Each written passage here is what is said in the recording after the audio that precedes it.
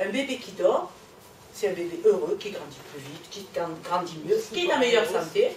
Le bon sommeil de l'enfant, c'est la bonne santé de l'enfant. Mais les parents, parce que la naissance, c'est une triade qui doit être heureuse. Et là, le regard arrive, la maman regarde son bébé et lui parle. La parole arrive.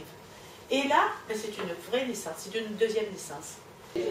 Ce soir, on organise une conférence avec Mme Sanucci qui a mis en place ces cocons et le service de néonatologie de l'hôpital de Courbevoie-Neuilly qui déjà utilisé ces cocons et qui vont nous en parler. J'ai fini ma carrière au sein d'un CAMS, c'est le Centre d'action médico-sociale précoce, où je recevais des petits prématurés qui sortaient chez eux. Et depuis des années, les médecins essayaient d'installer, bon, et même nous, un peu artisanalement, les bébés en bonne position, lorsqu'ils étaient dans les couveuses ou dans le service. Et en sortant, il n'y avait plus rien pour aider les parents à maintenir le bébé en bonne position. Et ces bébés qui sortaient normalisés au niveau du positionnement de la néonate, en 15 jours, se déformaient à nouveau. Et donc, il fallait absolument les accompagner avec quelque chose de simple, dont les parents pouvaient se servir, et qui remettait le bébé dans la position qu'ils avaient quittée trop tôt, c'est-à-dire la position d'utérus. Et donc j'ai fabriqué ça avec des mousses. Il y a les premiers cocons, qui sont des collectors, ont 16 ans d'âge. On parle du positionnement du bébé. Ça fait 30 ans qu'on a découvert qu'il était important d'installer des petits bébés prématurés. Et je viens prêcher la bonne parole. Et je vais essayer de faire comprendre à tous les gens qui seront là l'importance du bon positionnement du grand prématuré pour éviter tous les troubles qui vont lui empoisonner la vie définitivement ensuite. En réalité, moi je n'ai rien inventé. Oui, j'ai pris un couteau et j'ai coupé des mousses. Celui qui a tout inventé, c'est le docteur Grenier, c'est la genèse.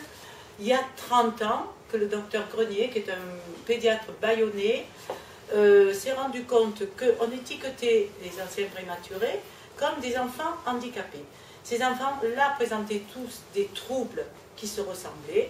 Ils avaient tous des raccourcissements musculaires et tendineux.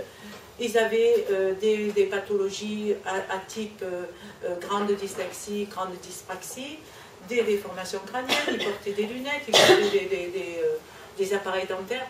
Et on disait c'est normal, ils étaient prématurés.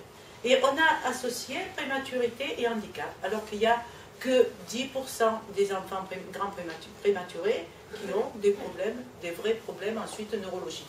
J'ai participé aussi, grâce à Madame Liliane Colrec, à l'achat de ces cocons et à l'installation de ces cocons et à l'utilisation de ces cocons en néonatologie qui répondaient évidemment à un besoin express dans le service puisque nous n'avions pas vraiment trouvé jusqu'à maintenant de moyens d'installer les enfants qui soient adaptés à l'âge et aux pathologies rencontrées dans le service.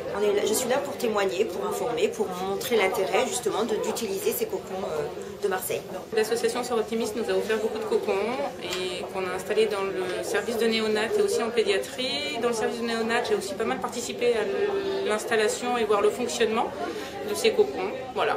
L'intérêt majeur, c'est d'arriver à avoir un bon positionnement, qu'il soit pratique d'utilisation et d'avoir des bébés qui soient plus en position fétale. Finalement, l'association Sœurs Optimistes nous en a offert pas mal. On en a eu, je crois, 43 papiers à peu près. Et ça, on a vu vraiment des changements avec des bébés qui pleurent beaucoup moins. Ça arrive un petit peu de temps en temps parce que c'est jamais agréable non plus de sortir de l'eau. Mais ceci dit, ils vont pleurer un instant assez court et très vite ils sont consolables.